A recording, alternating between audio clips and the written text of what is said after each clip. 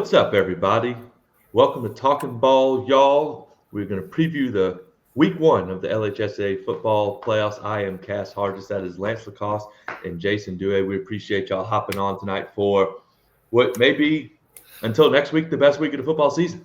As we get down, it's week 11, and we've got on Sunday, we kind of previewed big picture takeaways from the first round, the way the brackets were released and what the first round may look like. Tonight, we're going to dive deep into those matchups. There's some big time matchups. I think the balance of the brackets are maybe as balanced and competitive as, at least in recent memory, as they've ever been. So we've got a fun week of football. Some really good teams that are going to face off, and we are going to be pleased to be joined by a coach that gets to enjoy a first round bye. Denham Springs running backs coach, strength and conditioning coach, Coach Joe Ryan. Also, leader or runs he's a podcasting professional with the Moffitt Method podcast. But Coach, how's the bye week going? I guess that's the Denham Springs Yellow Jackets. They get a 4 seed in Division I non-select. Y'all have been on a roll lately. Seems like y'all are playing your best ball, especially these last 2 or 3 weeks. What does the bye week look like for y'all as y'all get ready for an opponent who you don't know who's going to be next week? Well, man, first of all, I can't thank y'all enough for having me on. And professional podcaster, I'm not so sure about that. I just kind of In this group, you are. I just kind of lucked up, man, that I never met a stranger, so that helps out. But dude, man, as far as the bye week goes, I think it's probably a shock to a lot of people around the state that we are where we are. It's not very often you see Denham Springs in the top 4. It's kind of something that we spoke into fruition the past few weeks, and had 2 close games that we lost early in the season by a total of 12 points, 1 to Central Baton Rouge and 1 to East Ascension. And kind of after that East Ascension games, it kind of just clicked with our kids that, we can really be the hottest team in the state throughout the month of October into November and kind of win the next 6 games. And let's see what can happen. And, offensively since then, we're averaging 53 points a game. A lot of our games have been, that 42-point mark where you're kind of got the running clock. And, that's a huge testament to our offensive coordinator, Ryan Fournier, and the rest of the offensive staff. I'm just the running back coach, man. It's just don't mess those kids up, right? All right. Hey, Coach, you're the leader of the strength and conditioning program over there. Teams with good strength and conditioning programs finish season strong, just like you did. I know you guys have a huge senior class. Talk about, maybe the offseason when you knew with this big senior class, when you thought this group had a chance to be special, if there was any kind of key moments, or maybe just talk about your offseason with this older group of seniors. So, man, it's funny you say that because I was actually thinking about it over the weekend. This is the senior class where I was full-time strength and conditioning with every sport on campus. 4 years ago is kind of when we started it, and this is the class. When they were freshmen, they had 98 kids play freshman football in this class. As sophomores, they kind of dropped a little bit to around 70. This past season as juniors, they were at 57, and even going into the summer, they had 50 kids, and we're down to 41 now. So it's a massive down to 41. Class. Yeah, well, yeah, I mean, I say that. Crazy. It's at 41 kids. It's all kids that have played a lot of football. They have all been playing together, most of them since they were in Slifa League and they were in Little League, and they talk about those times. But kind of to your question of when we kind of knew, this offseason they worked harder and with intent than I think we've had in the past. Something I really honed on in the weight room was the little things, the little disciplines, tucking in your shirt at all times. And I don't know if y'all have ever seen Army Strength and Conditioning on Twitter. They do a little thing where they warm up and they kind of toe the line, kind of like in the military, and they go through a little warm up. And that's just something we bought into this off season. Little things like that, competed daily. I was actually telling the kids this morning or yesterday afternoon, it's been 303 days since we started our mat room, which we went old school this summer. We went to mat room. We if y'all remember what those are early mornings, and we get them out there in the cold, and so we went old school, and it kind of just paid dividends with the intent. And it didn't hurt that our starting quarterback John Goldman and his twin brother Sean Goldman are on the basketball team. Well, they made it to the semifinals this year in basketball. They were the 4 seed as well this past season, and so that didn't hurt that you have some winners leading this team. Yeah, great point. Well, Coach, you being familiar with the running backs on your team, you got a really solid one in Brent and Paul. I know the Twins get a lot of attention, but this guy in the backfield has done incredible work behind a solid offensive line. Can you talk about what he's done this year to kind of significantly improve and put himself in the position that he has? Well, I know he's listening right now, so I'm not going to say anything too bad about him. But, I can't, honestly, I can't say enough about the kid. He's a great kid. He's everything you ask for in a young man, as far as in the classroom, working hard. Um, last year, I think, and Coach Beard says it all the time, we kind of put kid gloves on him and kind of tried to protect him as a junior early in fall camp. And I think we hurt him more than we helped him, and he had a solid season, but not the best. And then just this off season between track, between really, really dedicating himself into the weight room. I mean, he's still 190 pounds right now. And, we had a few injuries in spring ball and moved him to outside receiver because he's really a kid that just can kind of take the top off. And it was kind of a thing. We got in 12 personnel, he would move to running back. But 113 carries later, here we are, right? I mean, the kid can really roll. His patience inside the box, and he loves to run outside, but his patience inside the box has really, really gotten great. And I mean, you see 50-yard run, 75-yard run. He can again catch a glance route and take it 60 yards for a touchdown. I mean, he's just been a phenomenal kid that, he actually went on a visit earlier this year to UCLA mid-season. He actually saw UCLA beat Penn State, actually, and he still talks about it to this day, like the biggest win in UCLA's history. That's right. That's awesome. That's right.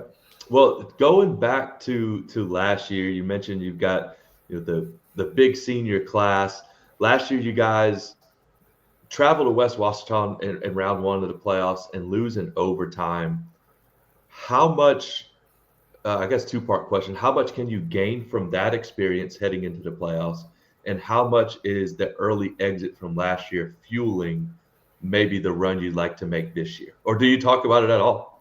So we talk about it, some little things from back then, that we didn't take care of all season long. You lose rivalry games throughout the season, the past few years, to Live Oak.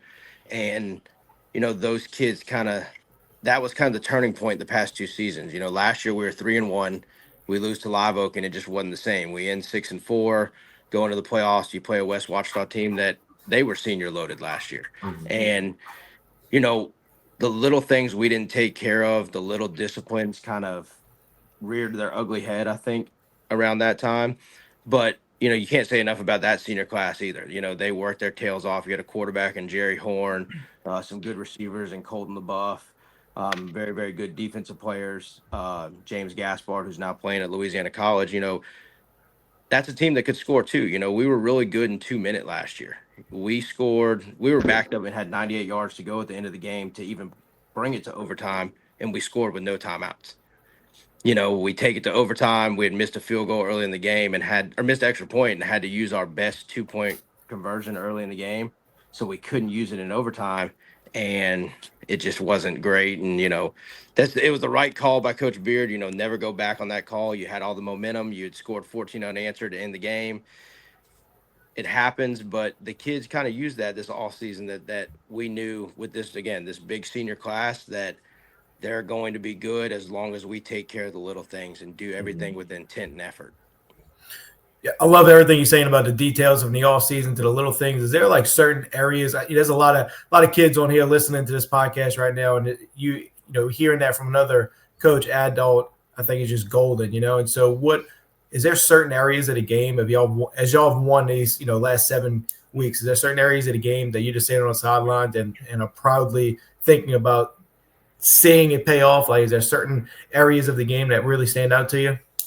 So the biggest thing for us, man, I think is just, finishing games and starting fast. We switched up the way we practice this year.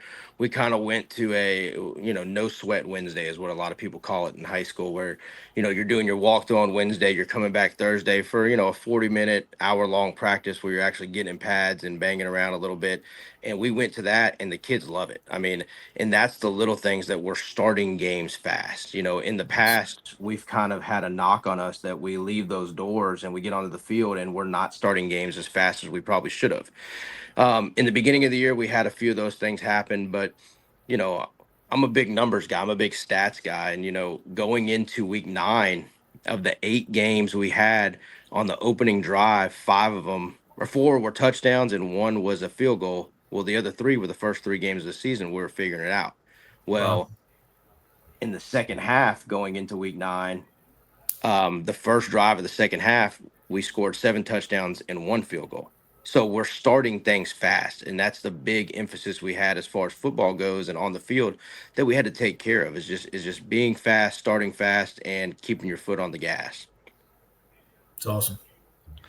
Well, Coach, looking at the part of the bracket that you're in, of course, you do have that bye, but a lot of familiar faces, including West Washita, a team that you guys played last postseason. But again, you're going to play the winner of Zachary and Salmon. On the other side, you still have Central and Dutchtown, who are familiar opponents, along with East Ascension. What does that do to your team, kind of looking forward at these games when you do have so much familiarity with these opponents? And no matter who you face, it seems like some familiar faces that you're going to have to take on again.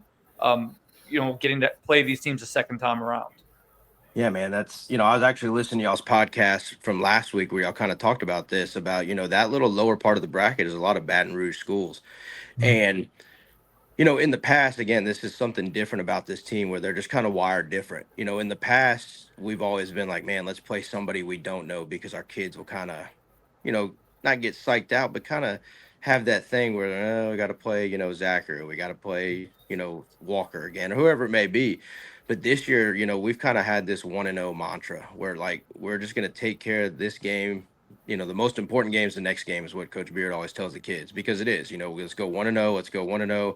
And when you stack those great things or those good things, they turn into great things. And that's kind of where we're at. So, we have respect for everyone. Again, it's just who's the next opponent is going to be the winner of those two. And it's, Zachary's someone that we're familiar with. We've played them in the scrimmage the past 2 years, or really 3 years. Even being earlier this year, we're still a young team. And I think the biggest thing we have going for us right now is that going into this game next week, the 22 starters that played in that scrimmage are the same 22 starters going into week, I guess, 12 now it is. Mm-hmm. For us. That says, I'll give you a compliment, Coach. That says a lot about the strength and conditioning coach when you can keep those guys healthy. And I know it's more than just you, but the hand that y'all playing at, that might be the best stat that we've heard in a while. That's big time. Speaking of that bye, and I don't know that, and you could tell me if I'm wrong here. Having teams that you may be familiar with that you're going to see probably doesn't change the preparation, but what does it look like this week for Denham Springs? So we didn't meet this weekend. We met Sunday afternoon, just like normal teams, I'm sure do. We met Sunday afternoon. We do a thing when they win, usually on Saturday mornings, called Breakfast of Champions, where if they win, we feed them breakfast. If they lose, they get nothing. So Sunday night, we had dinner at Champions. We brought the kids in, we ate, and usually we would have worked out that night and ran, but because we're blessed with the bye week and it's kind of uncharted territory for us, we didn't work out that night. We just ate, had a little fellowship, went home. And then yesterday, we brought them in. The JV worked out yesterday morning during their athletic hour while the varsity met. And then the varsity kids came in after school. They ran some, and then they worked out. Today, we had practice as normal, little 17-period practice, kind of get back into it. It's tough to, I guess, game plan when you don't know who you're playing. But for us, it's kind of, let's go back to the basics. All coaches always say, we got to get back to the basics, got to get back to basics. Well, why ever get away from them? So we went back to the basics. It's, take care of everything and take care of the little things, the ball security, the routes on air, the, RPO circuits, we've hit a big thing that we've kind of prided ourselves on since the loss to EA is our whole offense, quarterbacks, running backs, backup quarterbacks, our kicker, who's a receiver. We hit the sled every Monday for 2 periods. So 10 minutes of practice is hitting the sled and just kind of getting that, foot and mouth, gas on the pedal type of mentality. And today we hit the sled for 10 minutes, man. And that is the little things we've been taking care of. We'll go 17 periods again tomorrow. We'll go 12 periods on Thursday, kind of dial it back a little bit, give them off Friday in hopes to go watch that Zachary and Salmon game, and then bring them in Saturday morning because it's time to play ball next week. It's awesome. Sound like you have a hell of a plan. Yeah, That's man. great. When you got a coach who, Coach Beard, man, I don't know if y'all have ever met him, but I can't say enough about the guy. He's played at all levels, played at Vandy, played at Southeastern, got an opportunity to play in the NFL. And, he's been around the block, been at a few schools here in Louisiana, from Destrehan to Woodlawn, Live Oak, and Denham now for 6 years. And I mean, he has a great relationship with the kids and is very bought into their lives and having those relationships with them. And he listens to them. When they say stuff's working, he keeps it going. If stuff ain't working, well, he's not afraid to change everything up week 10. And that's a big thing of why we're at where we're at and why we can do the things we do. It's awesome. Hey, Coach, I think you're just a big high school football fan in general. If we, put the Division I non-select bracket out your mind for a second, is there another bracket or another matchup that you saw this weekend that just thought, I'd like to see how that one plays out? Yeah. My heart always is, I started at Ascension Catholic High School, actually, in 1A, Okay, and didn't know that. Yep, I started there. I actually called a game for him earlier this year with Troy LaBeouf on VSN, and Nice. man, they have some special kids there, man. Trevin Simon, yeah, his older brother actually coached while I was there. That's a special kid, man. That kid can really play some ball. Seeing them, I think they can make a good run at it.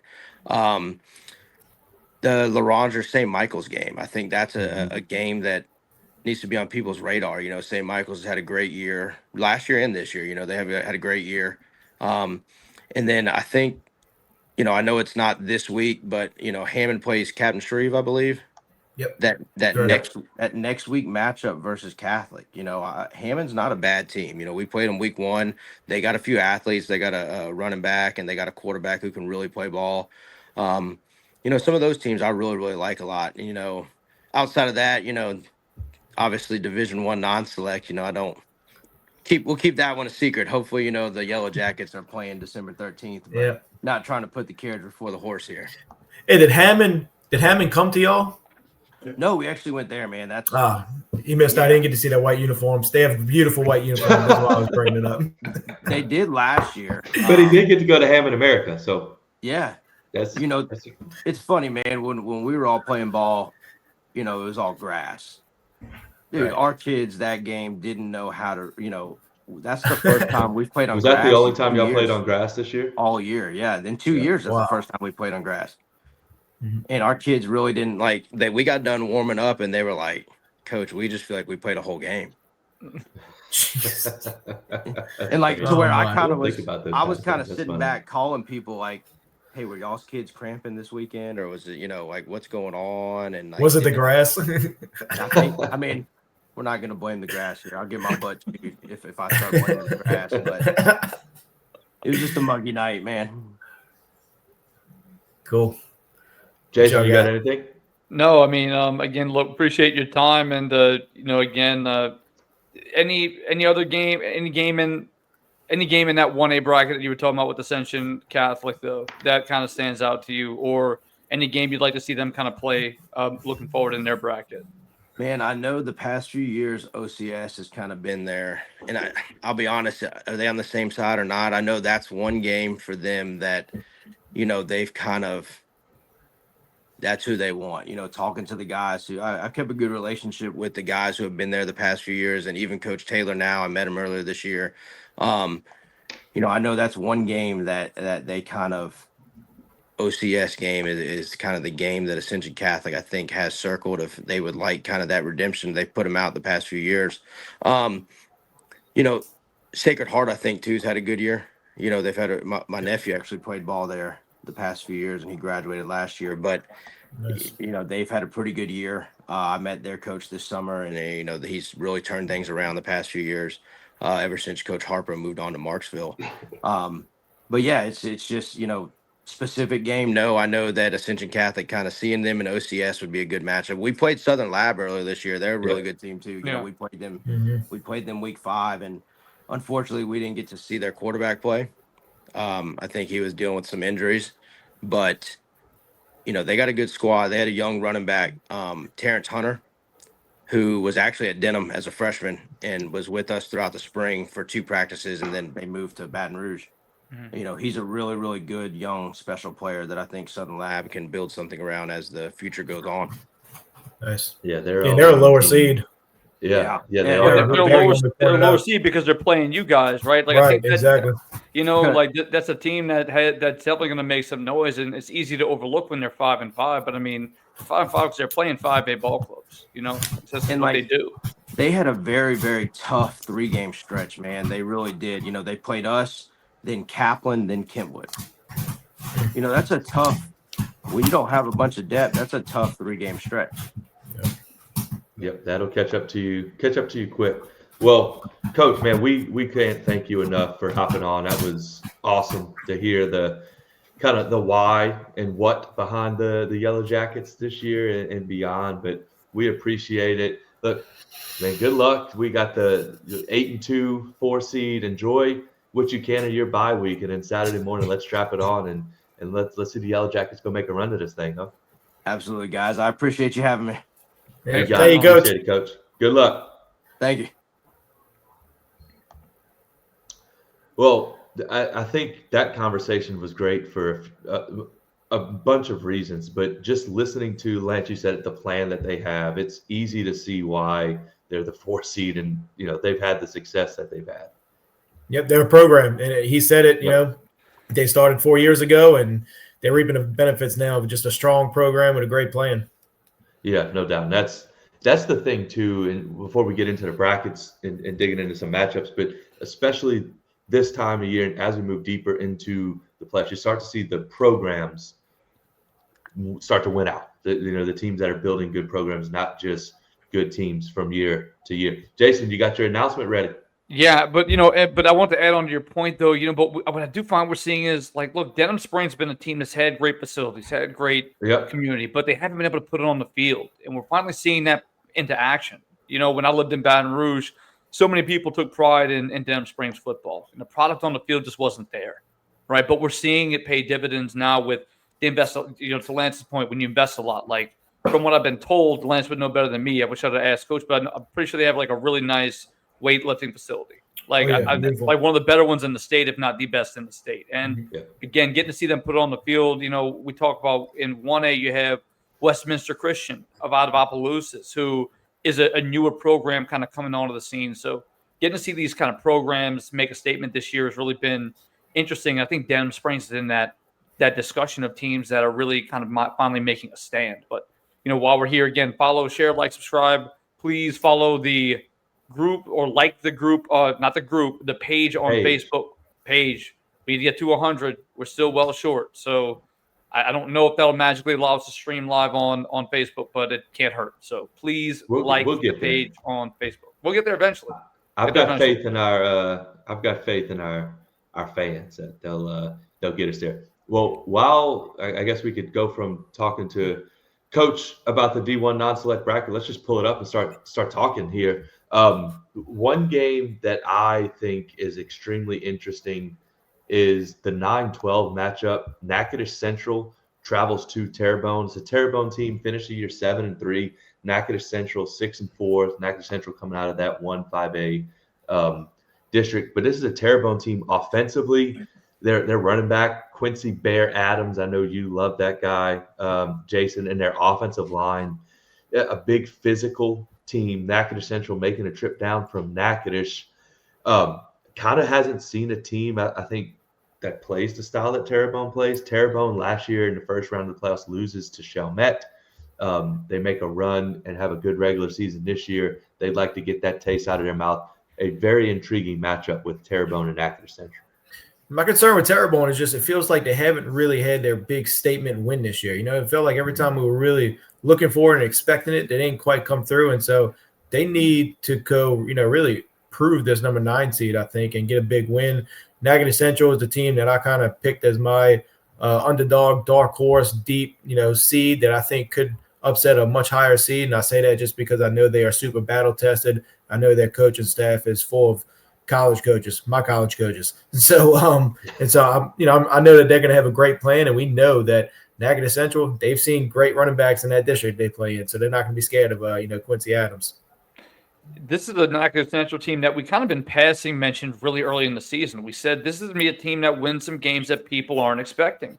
Could this be one of those games? I think this is a Terrebonne team that, as we talked about, did drop their first round game a season ago. I think Natchez Central, they have a lot of talent offensively, and it might get lost in the shuffle of when you have the number one player at wide receiver in that district, in Airline, but and again, you also have the number one quarterback, arguably in the state, in Pop Houston. You kind of get lost in the shuffle, as well as all those athletes at Parkway. But Owen Smith, that quarterback, he has an arm. He has a cannon. He big target, and KJ Newton on the outside, who can go make plays. And also have running back, a guy who's got over 1,000 yards, nearing around 1,300 yards, is Kelton Howard, who's really mobile, really shifty in that backfield, can cause some damage. To the point, though, I don't know that there's a team in that district. We talk about they play basketball on grass in 5A. So seeing a team that's as physical and ground heavy oriented as Terrebonne, will that throw them off? I still do think that Natchez has some solid guys defensively as well. Big playmaker in Jeremy Lowe, who's an all-state returner. Could that come into effect in this ball game as well? We'll see. I think this is one of the more understated matchups of the night, and I hope it's being streamed somewhere, guys, because I haven't gotten to see this Natchez Central team play a full game all year. This would be a fun one to watch. Yeah, for sure. And two, I think, Lance, you said it about Terrebonne and their signature wins. The three best teams they've played this year, Thibodaux, Destrehan, St. Charles, they lost all three of them. I guess their best win is a Hahnville win in week 4. But outside of that, when they've played teams that have went on to had really good seasons, they've lost. So this is a big chance for them for a big win, a statement victory in round 1 of the playoffs. The other game, or another game in this bracket that I like, is Ouachita Parish hosting St. Amant. The St. Amant team, led by Cooper Babin at quarterback, is a team coming out of that District 5A that they've just been consistent all year long. I don't think this is the easiest of draws for them to travel up to Ouachita Parish. Ouachita Parish comes in out of District 2 5A. They were on a 4-game losing streak, but they've played some close games. They were in games. Quarterback Montrell Connor has had an unbelievable season. I think up until week 6 or 7, he hadn't had a turnover. That's changed a little bit now, but the St. Amant team can score with the best of them. I think this game leads itself to maybe being a shootout, and if St. Amant can keep pace, they got a chance. But Ouachita Parish could be a team, and not just this week, but moving forward, that could make a run as a lower seed.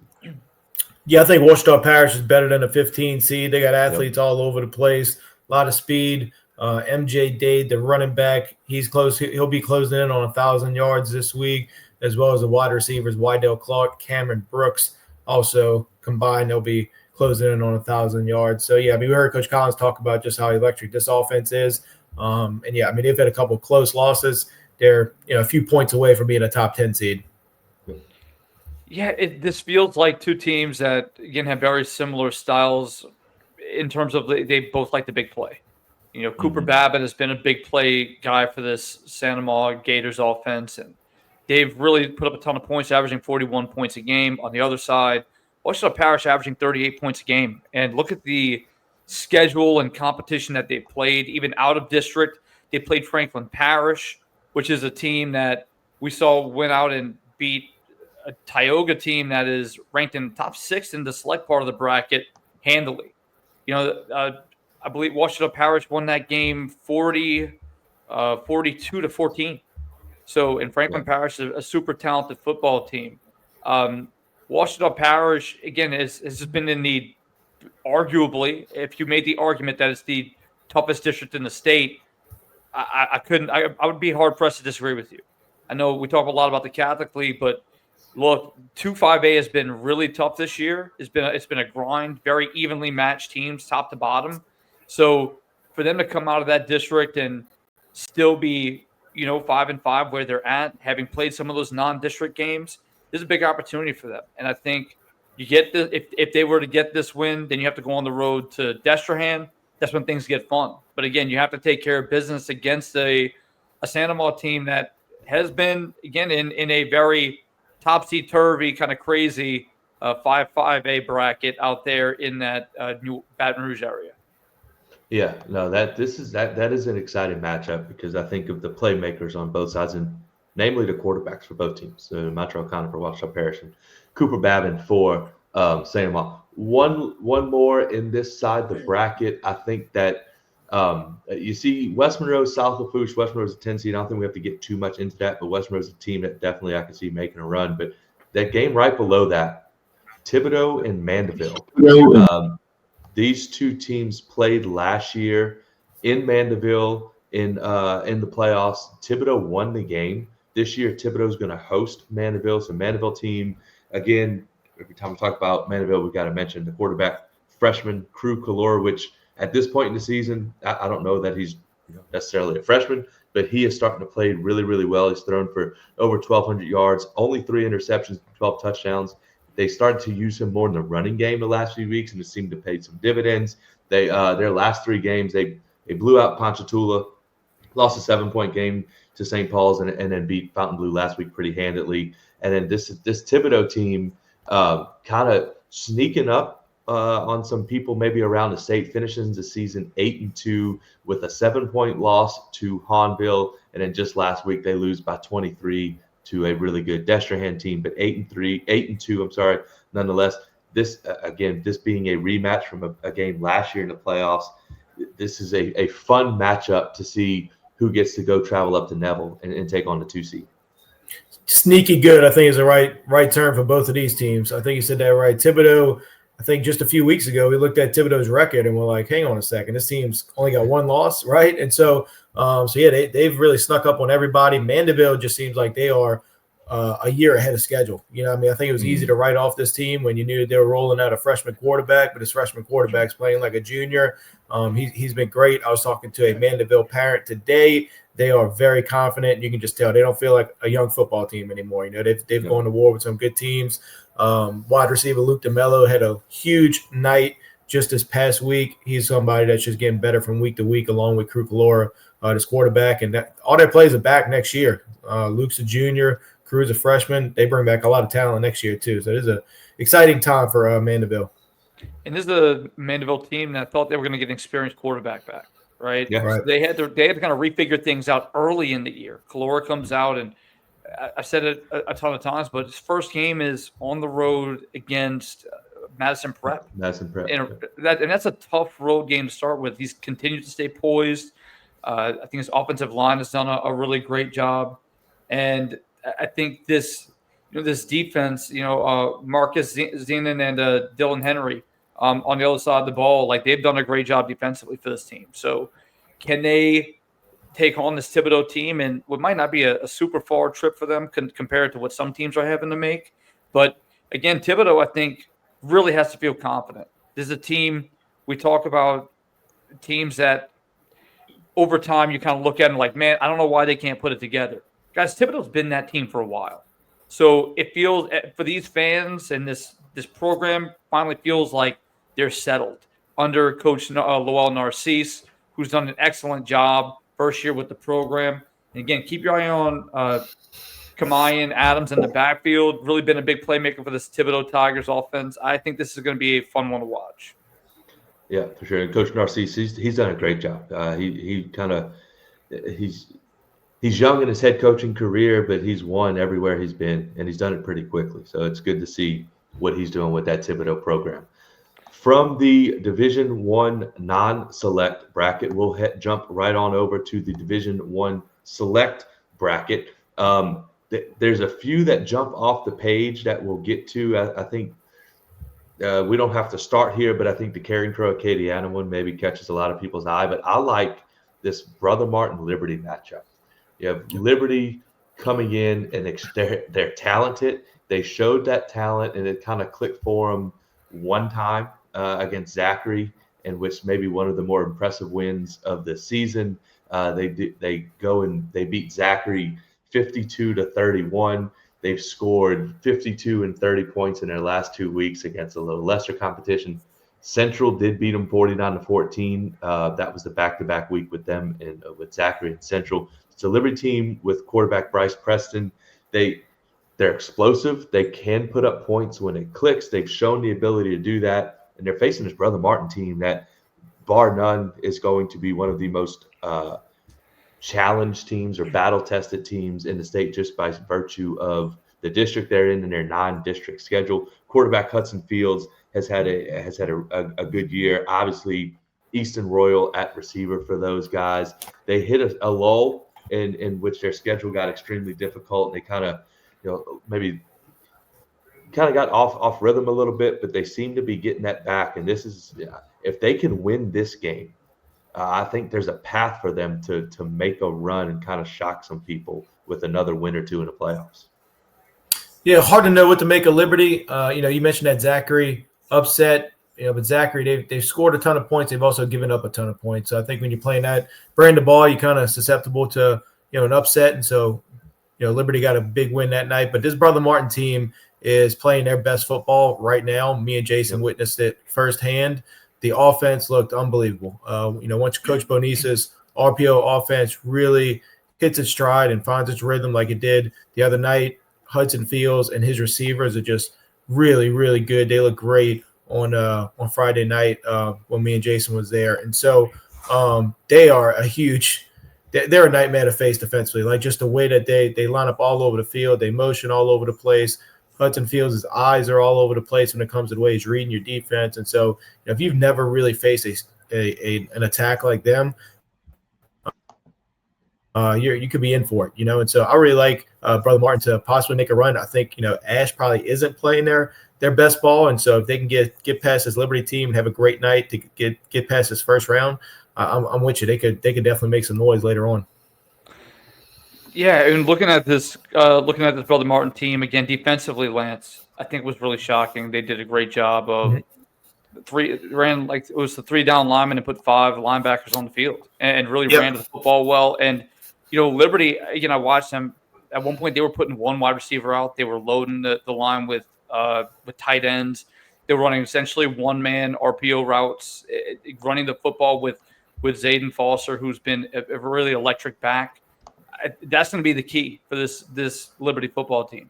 If they're able to go out and execute their offense, which can be very multiple, they can mix things up. But we've seen Brother Martin play some excellent defense. I think offensively, Brother Martin will get their plays. Like they have one of the best playmakers in the state in Easton Royal. They also are so multiple in the way that they can attack a team. So if they're going to get their points, the big question is, will this Brother Martin team, knowing what this Liberty football team wants to do, will they be able to slow them down or stop them?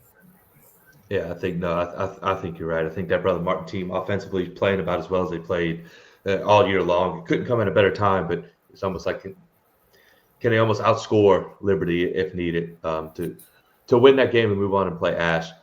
The next one, mentioned it earlier, but Acadiana, Karen Crow, throw out the fact that they played last week and Acadiana won 21-14. These two teams get together and it's going to be a great football game. The fact that they're doing it back-to-back weeks is even more intriguing and interesting to see what that is going to look like. You don't see that very often in high school football, where not only do teams very rarely play twice in a year, but to do it back-to-back weeks is very different circumstance. So I'd be interested to see. Acadiana is going to host this game.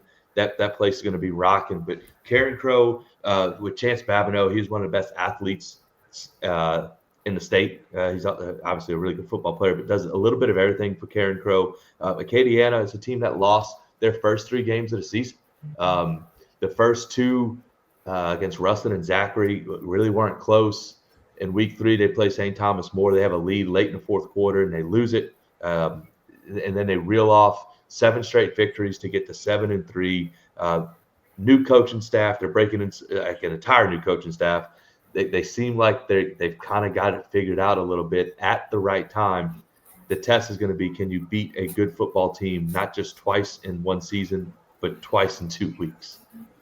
Yeah, Acadiana's they were my double-digit seed last year to possibly make some noise down the stretch here too, and so for a lot of reasons that you said, I think this whole little bracket right here was a tough draw. Like I think that if you're Acadiana and Karen Crow, you're probably not happy with this draw, and if you're St. Aug, I bet they could have would have liked to see somebody else as a 3 seed, and so so I think this is just a really interesting bracket that any one of these 3 teams could come out of. Yeah, it's definitely interesting, and to your points about these are 2 teams that are familiar with each other and played each other just last week. That's a really tough thing to play teams back-to-back weeks. They're not the only teams in this part of the bracket. We talked about Bonneville and Riverdale also in this bottom half of the bracket playing back-to-back weeks consecutively. So for this Acadiana team, they've really seemed to light things up, turn things around. Again, I think the switch to Colin DeBetta at quarterback has been huge. Again, I'm a really big fan of young man up front, Darius McKinley, not just because he's an LSU commitment, but again, I watched this young man play against Carr a few years ago when they beat them, the last loss I can think of that Carr got. And again, he's with his brother Dominic. There's a ton of athletes on the field, but he stood out to me. Like in a game full of top tier talent, he was a guy that really caught my attention. So I think he's a guy you have to keep in mind of as well. And if this, regardless of which team comes out, can you keep it rolling against St. Aug? And they do tend to run a different style of offense maybe than what St. Aug is used to. But St. Aug did just play a John Curtis team and hold them to 28 points. So I think that'll be an interesting part of the bracket to kind of watch play out. Yeah, no doubt it is, and maybe the fact that having Curtis in your district, that's a one positive. That at least you get to see that. But Lance, you're right, and I really haven't noticed it until you said it. But none of these 3 teams can be too thrilled about where they're at in the bracket, and that includes St. Aug. The next one we'll hit in Division I Select is another rematch from the regular season, but Holy Cross is going to make the long trip to Rummel. And play. I don't know where they play. I'm assuming they're playing. They're playing at Zephyr Stadium. That's it. Okay. Yeah. So this is their first. This Holy Cross's first game there away from Gormley. First game away from Gormley since week 1. Wow. Yeah. So that's big road trip. Place to play. Yeah. Big long road trip. But this is looking at this game, and I know Rummel the last few weeks, and it might have been the Holy Cross game where they started to find that Wildcat offense and just get the ball to their best players and Jaden Terrence and Corey and Hawkins' hands quickly instead of someone giving it to them. And then Holy Cross with running back Kieran Smith. This is going to be a defensive struggle, I think, and I wouldn't be shocked if it doesn't play out much like the first one did. I know if you look at the final score, it was at 24-3. It really probably wasn't that bad, but something in the teens is probably what I'm looking at here. And whatever defense is their defense that's going to make a play and pick 6 and score a touchdown, or a run of these backs going to bust a long run to kind of put the game away, which is what happened when they played last time. So this is going to be a fun one. Yeah, both these defenses just need to keep everything in front of them, make the other offense earn every single yard. Last time they matched up, Holy Cross did a great job outside of 2 plays where twice they lost containment, and Rummel has 2 running backs that can absolutely fly. They moved in the middle of that game. They moved their wide receiver, last name Singleton, to quarterback.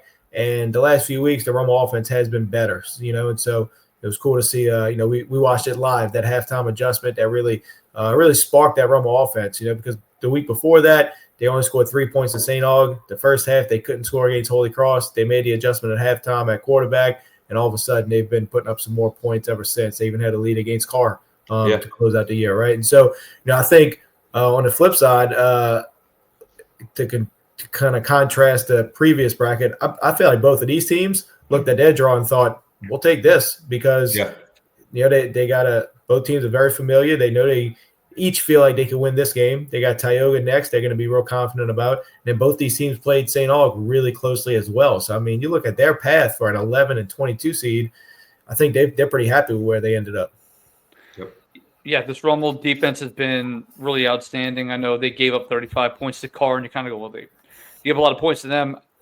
7 points were to special teams, so to hold that offense to 28 points. I know this really sounds like moral victory territory, guys, but it's a really good Carr offense, and he did hold them to 28 points. But this defense has been really exceptional. On the other side, I think Holy Cross's defense has been really under the radar. Their offense has had troubles at times throughout the year. We know Kieran Smith is one of the best, if not the best back in the state. Super underrated guy. really talented. Every run is hard. Does a good job behind that offensive line, but they had some injuries. Had to change that quarterback. Had a freshman at quarterback for a while. So could they start to kind of figure things out going into this playoff game?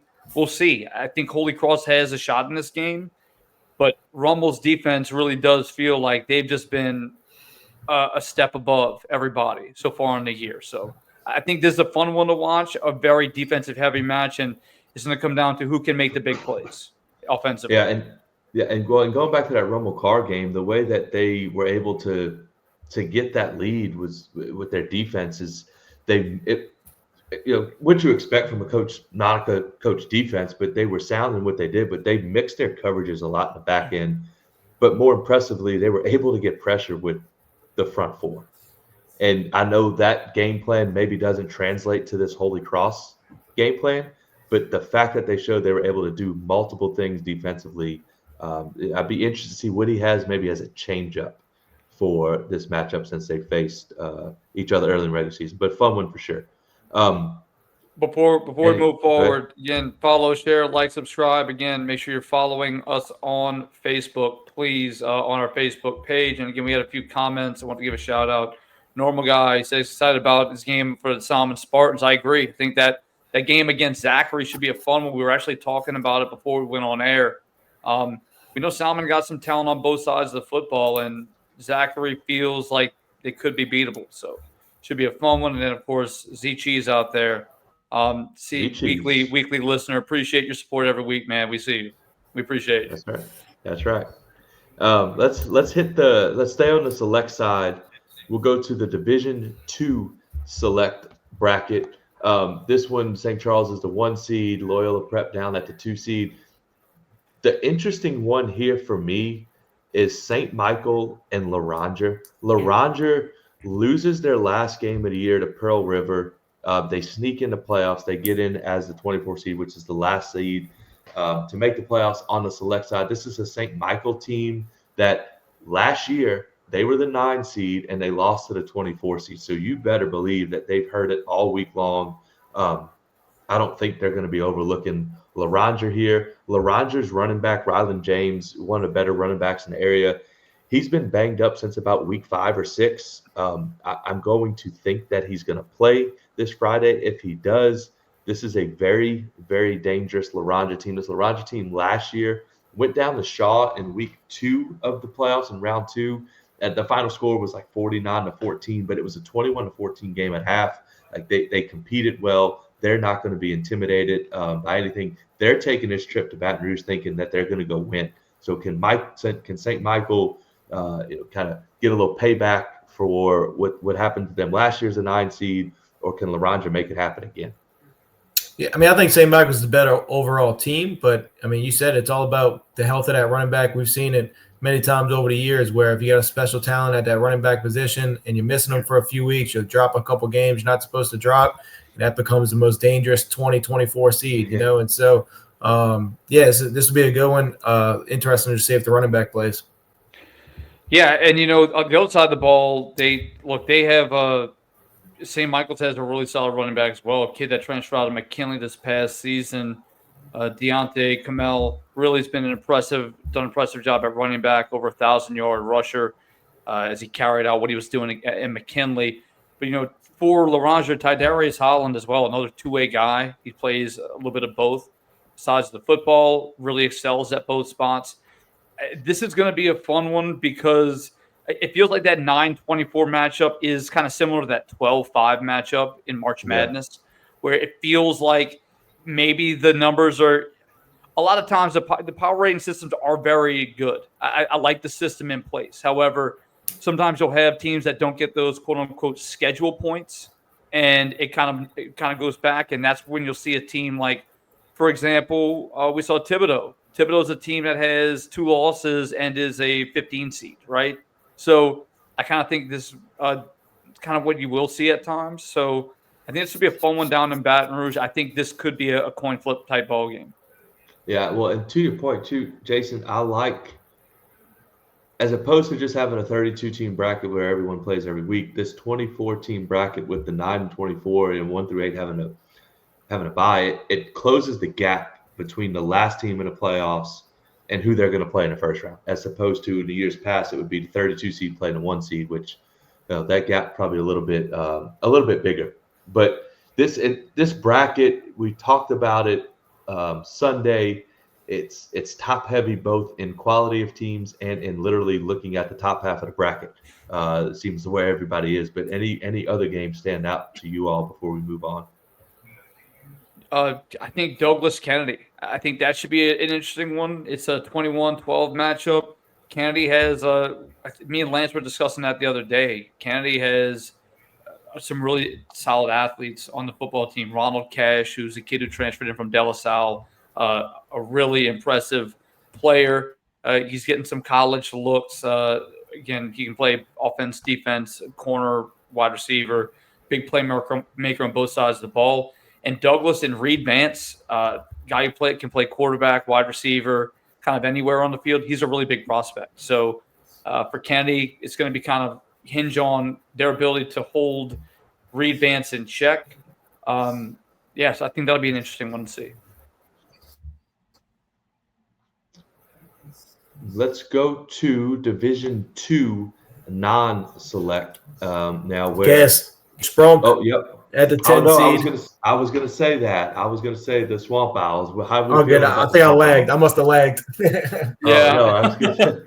Well, Swamp Owls, Kenner Discovery. Yeah, Kenner Discovery is a great running back in Kenner Discovery. We saw him go for over 400 yards, kind of a one-man band over there in Kenner.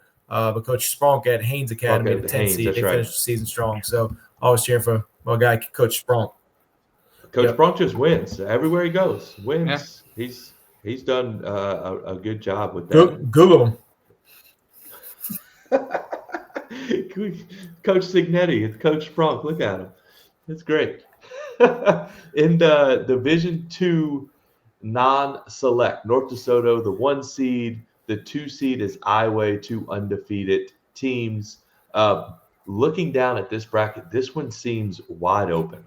No, not to belabor that point because we talked about it on Sunday, but maybe after North DeSoto, everyone else feels like they're very, very closely matched.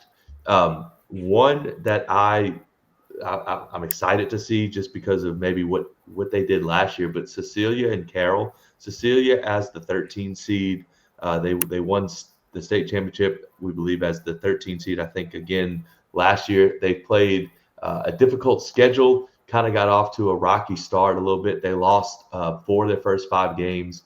They've won their last 4.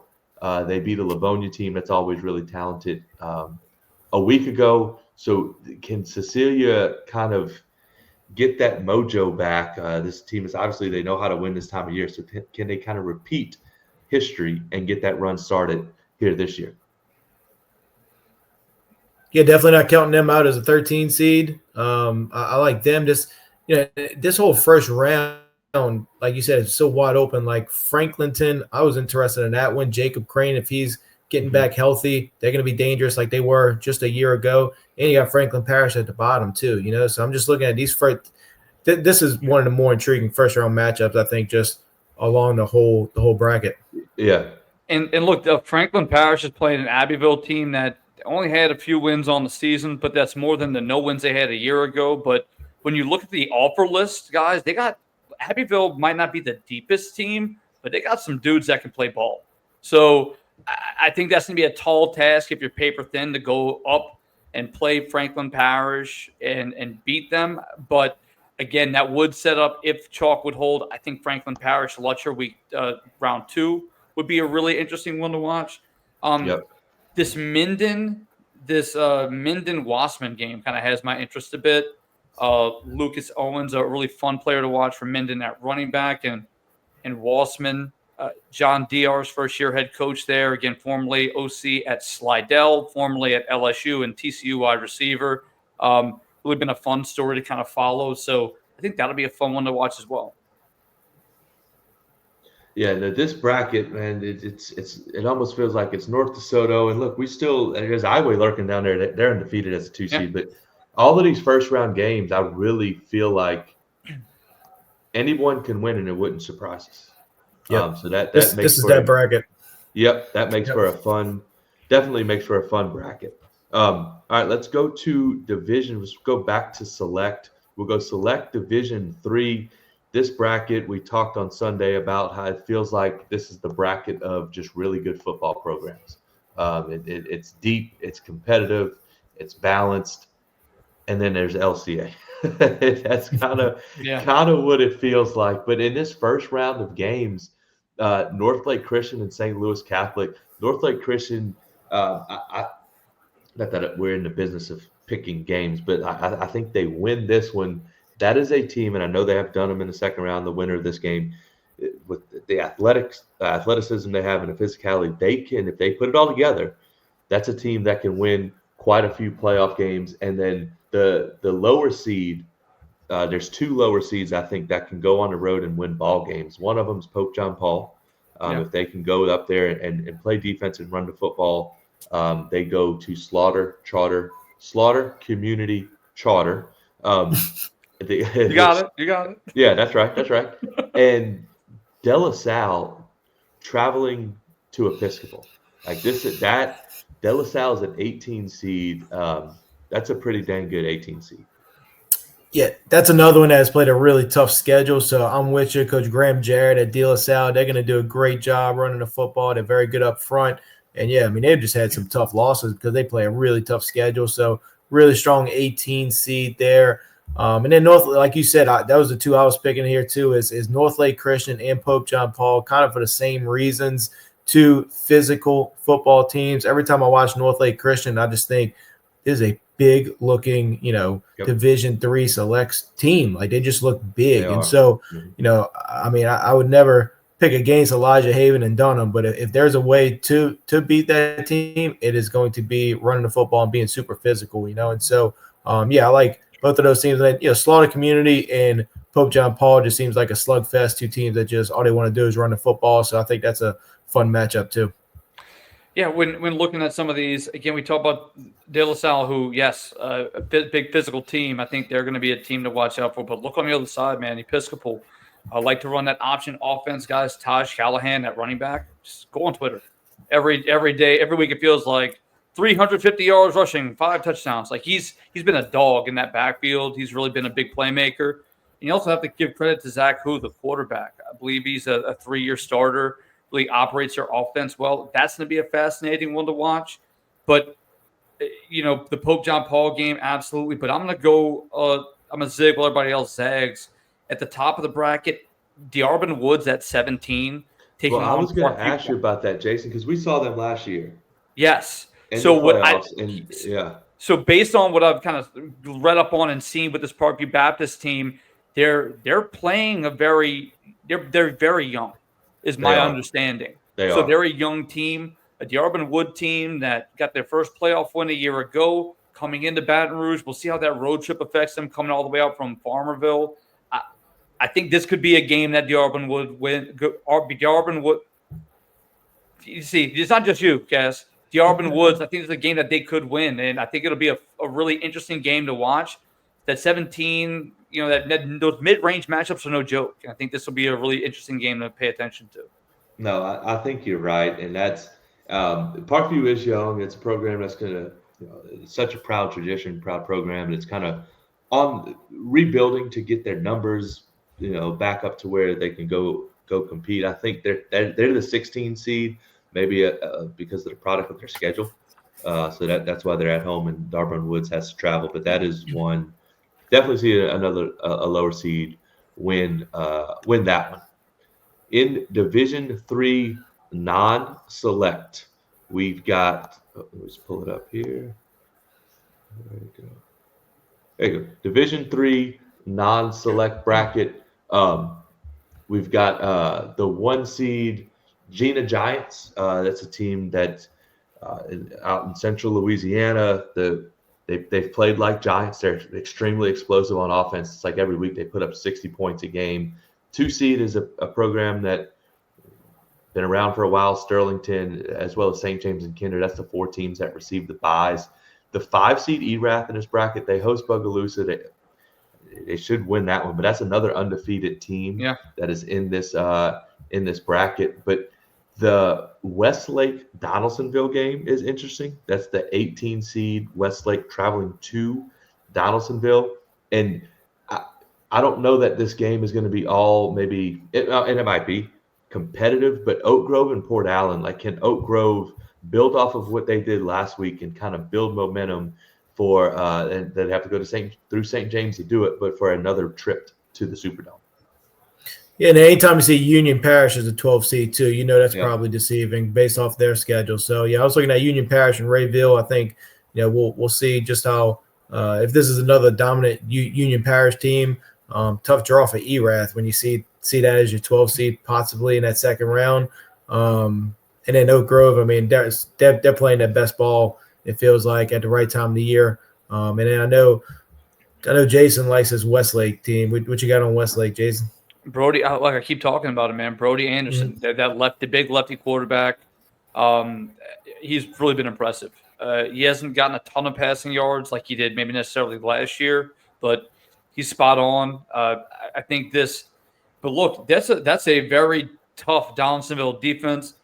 Cass's guy, man, DeCaleb Snoop Green, on the other side of the ball, man. He's a big physical defensive lineman. He committed earlier in the year to South Alabama. He's a big player.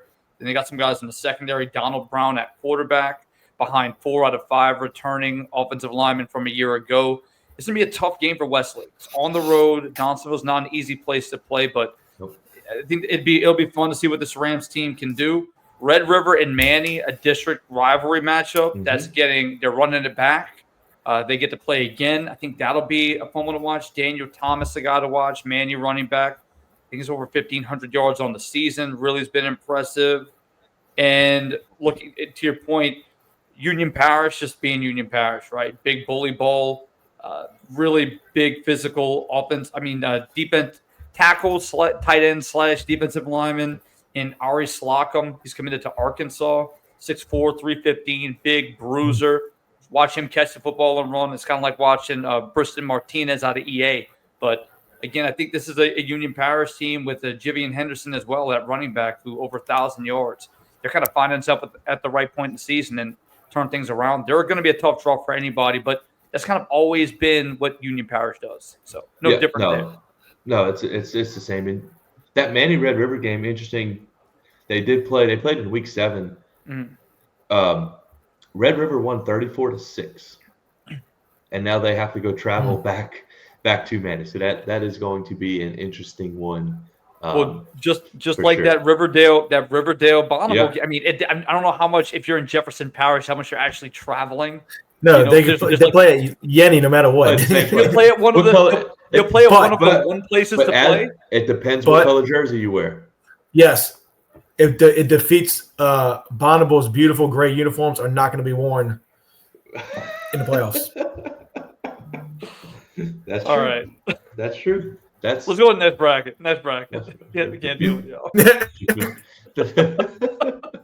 Let's go to Division 4 Select. This is the land. What would you call it? The land of the Christians and the Catholics. Every school's got a Christian. Every school's got a Catholic. Yes. True. So is that it? Praise God, win trophies. That seems to work. The one that stands out here, the 1 seed is Westminster Christian Opelousas. The 2 seed is Riverside. Delta Charter making a long trip down to play St. Martin's. That's the 18-15. Southern Lab as a 10 seed. Hosting Central Catholic.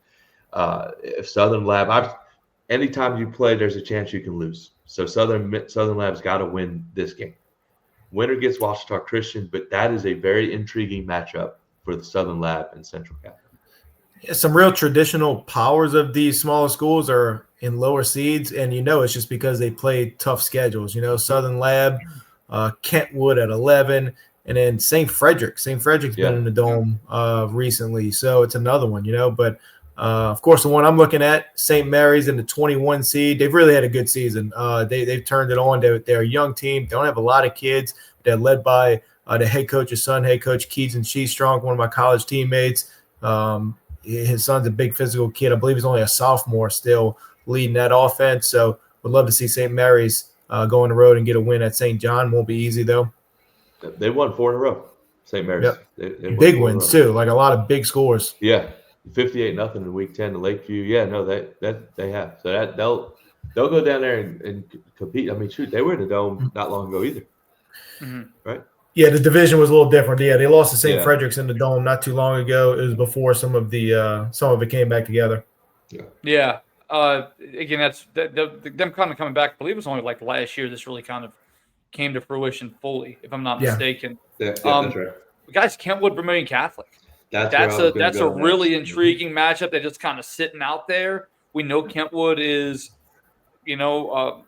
Kentwood. Look, man. Anytime you're playing the Kangaroos and you got to go on the road under the tank. Under the tank, man. I love it. I think that's talk about like stadium names and experiences, man. I've never gotten to go. That's they on have my a list. real. Well, it's not real, but there's an adult kangaroo, like a human adult that dresses like a kangaroo. Oh, I thought you meant there was a kangaroo that doesn't like a human cast. I'd have been much more concerned if that was the case. You've never seen it? I've not. I can honestly say I've not. But again, we talk about things that make high school football great, right? The Gator at Santa Ma, the man, the kangaroo man at Kentwood, right? Add that to the list. Yeah. But yeah, I think this is gonna be an interesting bracket. A lot of teams, I think it's a lot of big next round matchups, I'll say. But Vermilion Catholic and Kentwood's intriguing. And you're talking about Southern Lab. Look, that's a program in Central Catholic that's been very consistent. And also, look, Delta Charter playing against St. Michael's. Delta Charter, I kind of did a lot of research on them. Got a lot of talent, man. Like a lot of young talent on that team. That'll be an interesting one to see them take on St. Martin's. Yeah, and this just go back to that Vermilion Catholic, Kentwood, Vermilion Catholic, the defending Division IV select state champs. Like if there's a team that could jump up and get you, it may be them. So we'll see. That's definitely an interesting one for sure. And then last bracket we'll get to is the Division IV non-select bracket. The Haynesville Golden Tornado they're the 1 seed up there at the top. Mangum Dragons, the 2 seed, South Platte and Jeanerette. The other 2 teams receiving a bye. Some matchups in the first round. This also feels very open. I don't think outside of maybe Haynesville and maybe even Mangum, South Platte, they're all kind of the same. These first round games, it may come down to who's at home and who has to who has to travel. Lake Arthur Welsh game, the Welsh Greyhounds, that's been a team that they've won a ton of games here recently. They're not scared to schedule big non-district games. That's a really good program. Logansport and Varnado. Logansport, a team always making a deep run in the playoffs. And then I'll set you up with this one, Jason. But LaSalle going to Elton. LaSalle and Elton. That's you've been on Elton, so. Well, yeah. Wait, and then look, man. You got Macklin Lemoyne for that running back for Elton, who's again been just incredible to watch all year. Guy on LaSalle, y'all like this one. Tough Street, young man's name, plays both sides of the ball. He's a fun playmaker to watch. So watching those, I talk about a big star-studded game. That'll be a really fun one to watch. Yeah. Like Grand Lake, I know Jason's high on them as well, but Grand Lake at home versus Montgomery, I think they'll get off to a good start there. And then a team that really a program I think to keep an eye on is Logansport.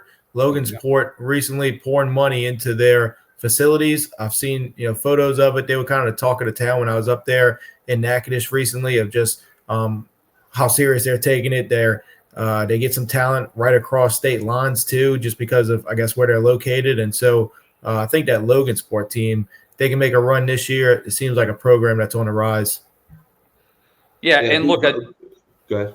Oh, no, I do want to say though, what is interesting is, and I want to give this guy a shout out. So I've been getting tweeted at by this guy all year, and it's warranted. Look, Mason Jordan out of Montgomery has really done a phenomenal job passing the football. He's got over 2,500 yards passing on the season, 33 touchdowns, 9 interceptions. They light the ball up offensively. They light it up scoring. And we saw Grand Lake in a game earlier this year.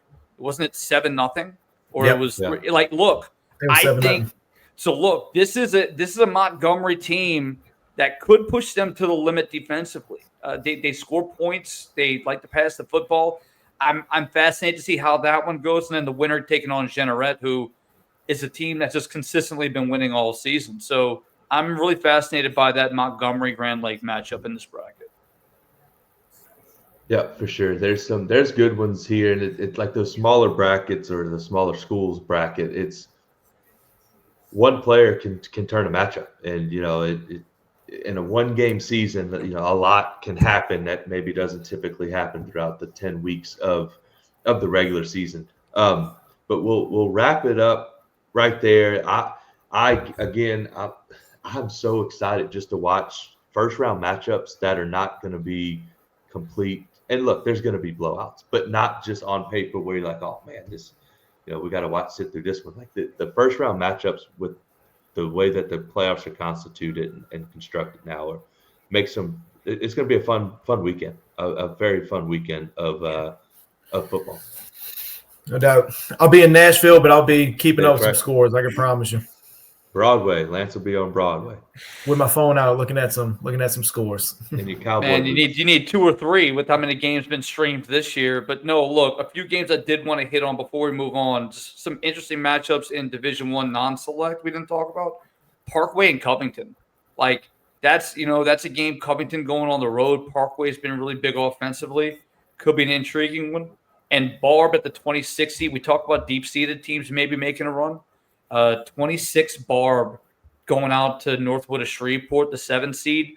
We've talked about those 5A teams and those 4A teams kind of going into that same bracket. And that kind of piques my interest because Barb is a team that has been lighting it up offensively. One of, if not the most prolific offense in 5A football. They've also given up a lot of points. They feel like they belong in that 1-5A bracket. However, going up to a Northwood of Shreveport team that hosted Dexterhan a year ago and lost, it feels like an opportunity for that Barb football team to go out and win that football game. Yeah, for sure. And, with making a trip, just making long bus rides and taking long bus rides from the south to the north, east to the west, whatever that may be, that plays a role as well. But definitely one of the most fun weeks of the season, again, until the next one, because that's just how it works in the playoffs. But super excited to watch some football this weekend as the playoffs get cranked up. But if you're still watching, we appreciate it. We had some fun. We're really looking forward to Friday night, and we will catch up again after you follow, like, share, and subscribe on our X YouTube channel and also on the Facebook page, so we can be broadcast or live on Facebook. For sure, you can also catch us on follow. BSN. Go do it. Please follow the Facebook page. And look, I want to give a shout out to our guy real quick, Cheese. Again, he said he posted all the streams. Look, no, he's the guy.